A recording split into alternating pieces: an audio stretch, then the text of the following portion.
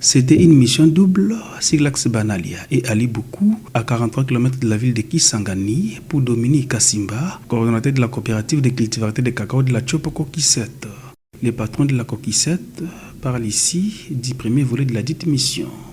Faire visiter à nos partenaires nos centres de traitement des cacao d'excellence. Avec le projet depuis 2023, on a commencé à récolter les cacao.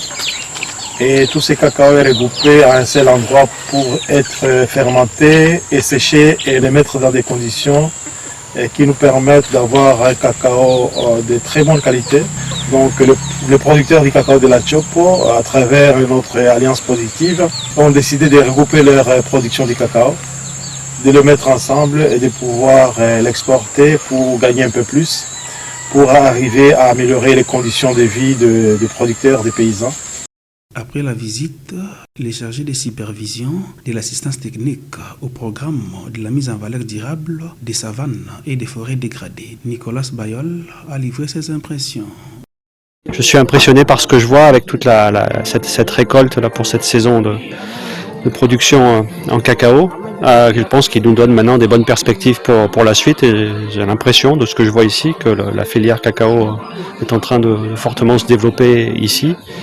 On est content qu'on puisse y contribuer avec le PSFD parce que c'est aussi un travail d'un ensemble d'acteurs, le ministère de l'Agriculture, les projets qui viennent appuyer, les institutions comme l'ONAPAC et puis aussi les alliances productives et tous les producteurs qui travaillent dans les plantations de cacao pour assurer les productions. Donc, avec ces efforts de tout le monde, je pense que la filière cacao est promis à un bel avenir sur Kisangani.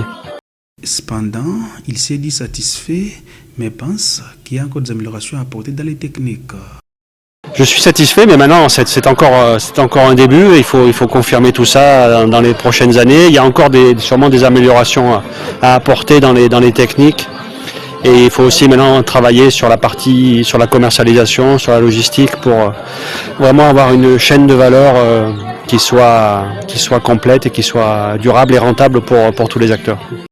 Pour le coordonnateur de la Coquissette, porteur du dit projet, à travers l'établissement d'OCAS, ce travail nécessite encore beaucoup d'appui. C'est un travail qui demande encore beaucoup d'appui parce que nous devons avoir ce type de centre dans plusieurs villages. Nous sommes dans 3 territoires et un secteur. Et dans ces 3 territoires, il y a plusieurs villages où il y a les cacao plantés par le paysan, producteur des coquissettes. Aujourd'hui, nous sommes aux alentours de 1700 hectares déjà plantés. Et ça, c'est juste les prémices, la première production. Ce qui fait que dans les 2 ans qui vont suivre, il y aura une très forte production. Et on a besoin de dupliquer ce genre de centres dans plusieurs villages. Et on voulait montrer ça à nos différents partenaires pour voir s'ils peuvent nous accompagner. Nous, on a fait le premier pas. Il fallait montrer l'exemple. Il fallait montrer notre volonté de nous engager dans l'optique d'avoir un cacao d'excellence pour la province, pour le pays. Et voir aussi si les partenaires maintenant peuvent nous accompagner en installant quelques centres dans le village où nous sommes opérationnels. Quelles sont les clauses et comment les choses se passent? Dominique Kassimba répond.